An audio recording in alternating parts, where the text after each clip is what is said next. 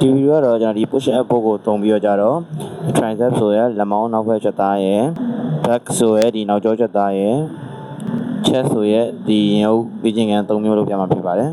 သူ့မှာတော့နီဝါပြခရမ်းဆိုပြီးတော့အယောင်၄အောင်ပါပါတယ်ပထမဆုံးကတော့ဒီအပြောင်လေးပေါ့နော်သူကကြတော့ကျွန်တော်ဒီရင်အုပ်ကိုအဓိက target ထားဖြစ်ပါတယ်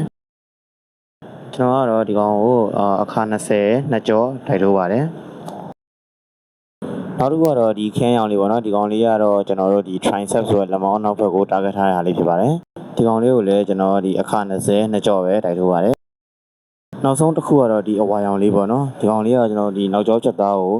အဓိက target ထားတဲ့အားလေးဖြစ်ပါတယ်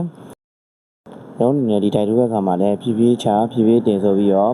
ပုံမှန်ဖြည်းဖြည်းလေးပဲလုပ်ရပါမယ်ဒါအဲ့အမြန်ကြီးလုပ်နေမယ်ဆိုရင်ဒီ muscle focus ရမှာမဟုတ်ပါဘူးအဲကြောင့်မလို့ဖြည်းဖြည်းမှန်မှန်လေးပဲပုံမှန်ရေးစီလေးလုပ်ကြပါ